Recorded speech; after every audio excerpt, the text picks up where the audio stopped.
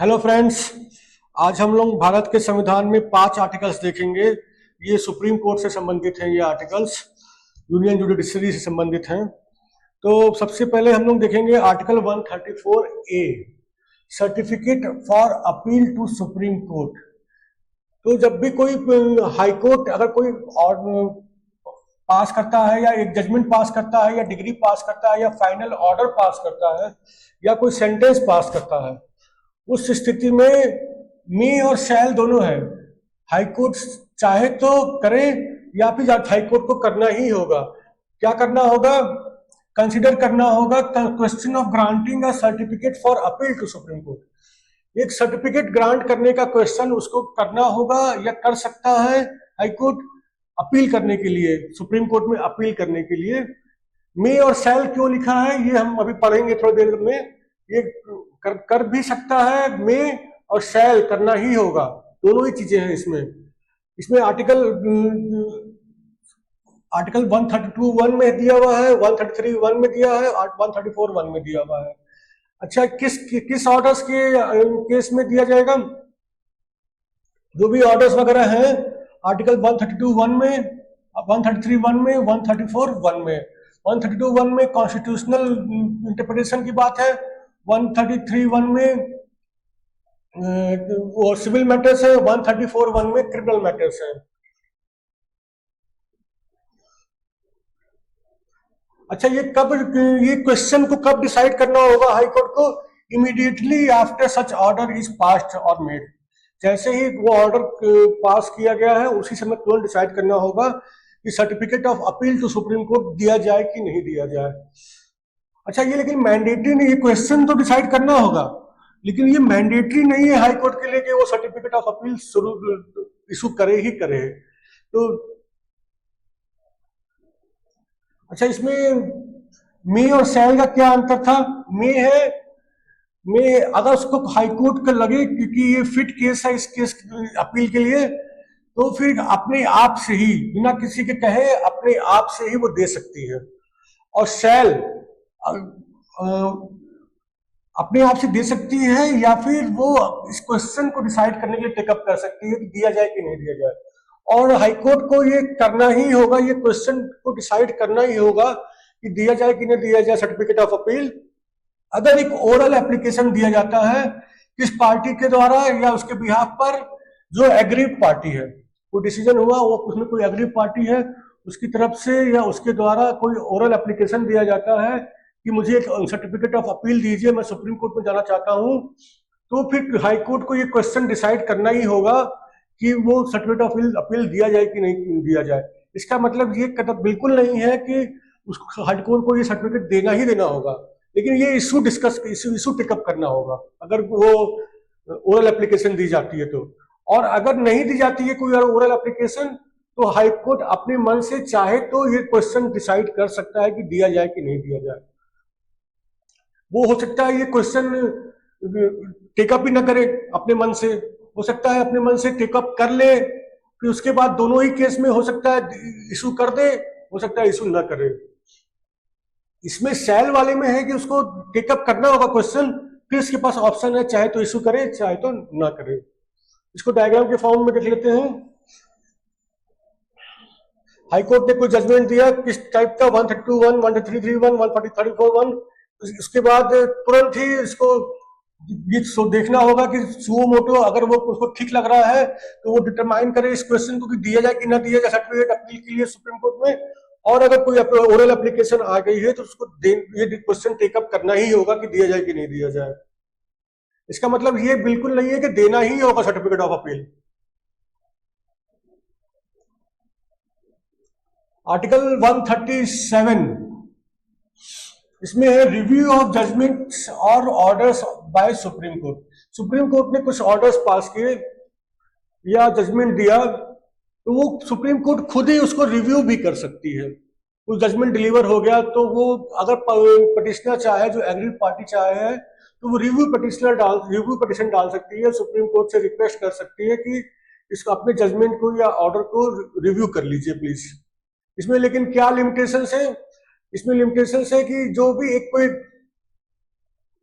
ये जो पावर है रिव्यू करने की, ये पार्लियामेंट के बनाए गए कानूनों के अंतर्गत है, ठीक है। और जो भी रूल्स वगैरह बनाए गए हैं under article 145 by the supreme court, जो भी कोर्ट के प्रोसीजर डिफाइन करने के लिए रूल्स बनाए गए हैं वो उसके भी अंतर्गत है। ये दोनों की कंप्लायंस करनी होगी तब रिव्यू पिटीशन जा सकती है। अच्छा, रिव्यू पिटीशन कब कब डाली जा सकती है, किन केसेस में डाली जा सकती है? डिस्कवरी ऑफ मिस्टेक और error on the face of the record, एकदम अपेरेंटली दिख रहा है कि कुछ एरर हो गई है, कुछ मिस्टेक हो गई है, तो रिकॉर्ड्स देख करके तो उस केस में रिव्यू पिटीशन डाली जा सकती है। अगर कुछ इंपॉर्टेंट नया और इंपॉर्टेंट मैटर आ गया है, एविडेंस आ गया है, कोई नया एविडेंस आ गया है, इंपॉर्टेंट एविडेंस आ गया है, डिस्कवर हुआ है, तो भी रिव्यू पिटीशन डाली जा सकती है। और इसके अलावा कोई और पर्याप्त कारण हो तो भी रिव्यू पिटीशन डाली जा सकती है। अच्छा, रिव्यू पिटीशन के बाद भी एक ऑप्शन है, वो है क्यूरेटिव पिटीशन। रिव्यू पिटीशन में भी मान लीजिए हार गया कोई व्यक्ति, तो उसके पास एक और ऑप्शन बचता है, क्यूरेटिव पिटीशन। एक केस था रूपा अशोक हुर्रा वर्सेस अशोक हुर्रा। इसमें सुप्रीम कोर्ट ने जजमेंट दिया था कि अगर रिव्यू पिटीशन डिसमिस हो गई है आर्टिकल 137 वाली, तो फिर सुप्रीम कोर्ट एक क्यूरेटिव पिटीशन भी ले सकता है, ठीक है, एंटरटेन कर सकता है और इसके अपने जजमेंट और ऑर्डर को रिकंसिडर कर सकता है। क्या पर्पस होगा क्यूरेटिव पिटीशन का? सुप्रीम कोर्ट की प्रोसेस का मिसयूज रोकना और ग्रॉस मिसकैरियज ऑफ जस्टिस को क्योर करना, उसको अवॉइड करना, गलत जजमेंट ना दे दिया जाए, इसके लिए अवॉइड करने के लिए क्यूरेटिव पिटीशन भी दी जा सकती है। सुप्रीम कोर्ट क्यों ले सकता है ये curative petition? Supreme court can admit a curative petition in exercise of its inherent powers. Supreme court के पास जो भी इनहेरेंट पावर्स हैं उसके तहत वो क्यूरेटिव पिटीशन एडमिट कर सकता है। अच्छा, क्यूरेटिव पिटीशन के लिए रिक्वायरमेंट्स क्या है? पहले तो एक सीनियर एडवोकेट का एक सर्टिफिकेट लगेगा, वो सीनियर एडवोकेट सर्टिफाई करेगा कि ये क्यूरेटिव पिटीशन के लिए रिक्वायरमेंट फुलफिल कर रहा है ये केस। और उसके बाद जो भी क्यूरेटिव पिटीशन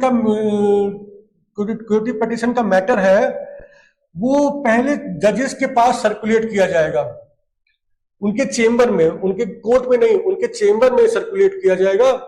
कौन सी बेंच होगी? वो बेंच होगी 3 सीनियर मोस्ट जजेस की, सुप्रीम कोर्ट के 3 सीनियर मोस्ट जजेस की बेंच होगी। और उसके अलावा सच सर्विंग जजेस who were members of the bench which pass the judgment. इसके अलावा वो जजेस जिन्होंने वो ऑर्डर पास किया था, जजमेंट पास किया था, अगर वो नौकरी में हैं अभी भी, तो उनके बेंच में वो भी रहेंगे। 3 सीनियर मोस्ट जजेस रहेंगे सुप्रीम कोर्ट के, प्लस वो सब जजेस रहेंगे जो जिन्होंने वो ऑर्डर या जजमेंट पास किया था। इन लोगों से ये बेंच कंप्राइज बनेगी और उस बेंच को उनके चेंबर में भेजा जाएगा पिटीशन, कि वो सर्कुलेट किया जाएगा, पहले सीधे उनके कोर्ट में नहीं प्रस्तुत हो जाएगा। अब आ जाते हैं आर्टिकल 138 पर। 138 क्या है? Enlargement of the jurisdiction of supreme court. Article 138 का उद्देश्य है सुप्रीम कोर्ट की जुरिसडिक्शन को बढ़ाना, ठीक है।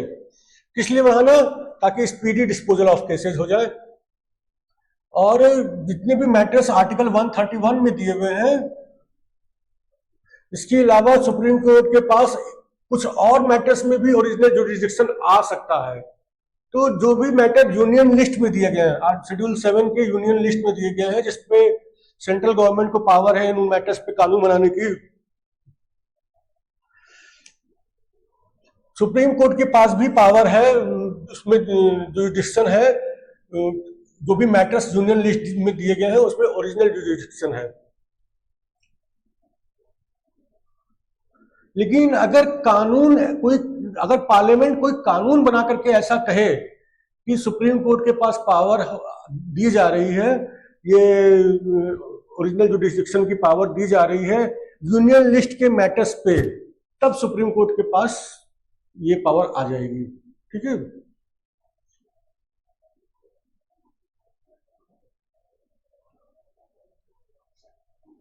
अच्छा, jurisdiction in respect of any matters conferred through special agreement between central government and state government। State government और सेंट्रल गवर्नमेंट के बीच कुछ ऐसा समझौता हो जाए तो भी सुप्रीम कोर्ट के पास ओरिजिनल जुडिस्डिक्शन आ जाएगी। कुछ एक मैटर्स ऐसे हो कि सेंट्रल गवर्नमेंट और स्टेट गवर्नमेंट आपस में समझौता कर लें कि इसमें हम लोग सीधे सुप्रीम कोर्ट में ही जाएंगे और किसी कोर्ट में नहीं जाएंगे, तो फिर एक स्पेशल एग्रीमेंट कर ले और उस एग्रीमेंट के तहत ये पावर कन्फर कर दें, तो फिर भी सुप्रीम कोर्ट को ओरिजिनल जुडिस्डिक्शन मिल जाएगी। हालांकि ये चीज तभी हो पाएगा कि जब पार्लियामेंट एक कानून बनाए इसके लिए। ठीक है, अगर पार्लियामेंट कोई कानून बनाए इस चीज के लिए तभी सुप्रीम कोर्ट को ये ओरिजिनल जुडिस्डिक्शन मिलेगी। अब नेक्स्ट आर्टिकल पे आ जाते हैं, confirm article 139, conferment on the supreme court of powers to issue certain Ritz.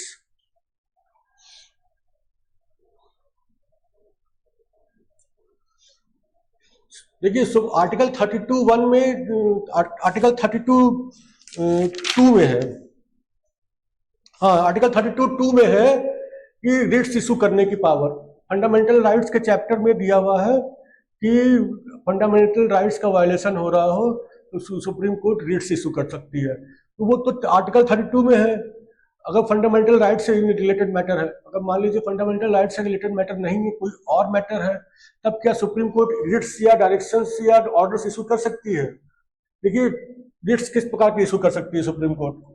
Habeas corpus, mandamus, prohibition, को वारंटो, सर्टियरी, या फिर इनमें से कोई भी एक। ठीक है।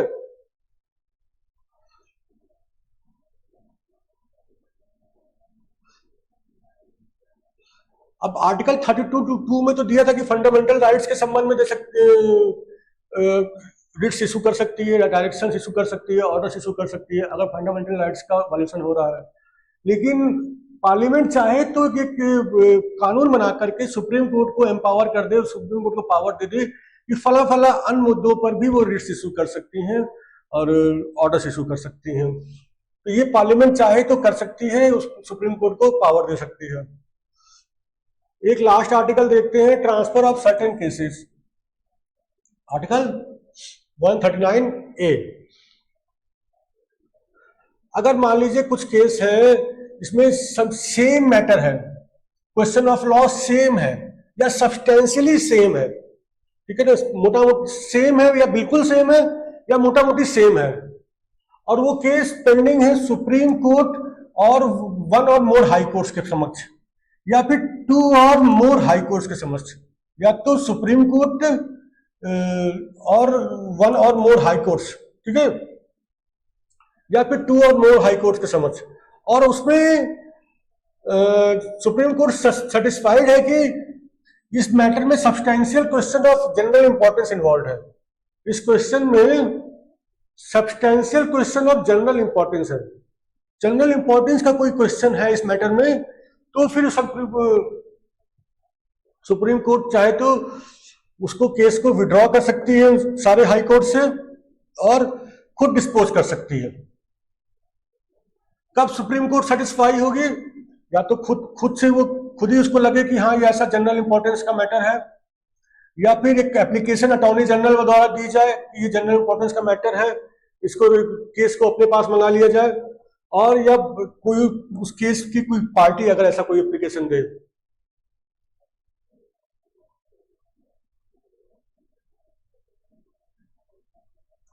अच्छा, एक क्वेश्चन, वो केस आ गया सुप्रीम कोर्ट के पास, अब सुप्रीम कोर्ट उस क्वेश्चन को डिसाइड करेगी, उसके बाद हाई कोर्ट को वापस कर देगी, जिस हाई कोर्ट से वो विड्रॉ किया गया था केस उस हाई कोर्ट को वापस कर देगी अपने जजमेंट के साथ, उस क्वेश्चन पर अपने जजमेंट के साथ उस हाई कोर्ट को वापस कर देगी जिस हाई कोर्ट से विड्रॉ किया गया था केस। अब हाई कोर्ट की ड्यूटी क्या है? अब हाई कोर्ट उस केस को डिस्पोज करे इन कन्फॉर्मिटी के judgment of the supreme court. उस जो सुप्रीम कोर्ट ने जजमेंट दिया है उसके परिप्रेक्ष्य में उस केस को डिसाइड करे, उसको ओवररूल करते हुए नहीं, उसके अकॉर्डिंग।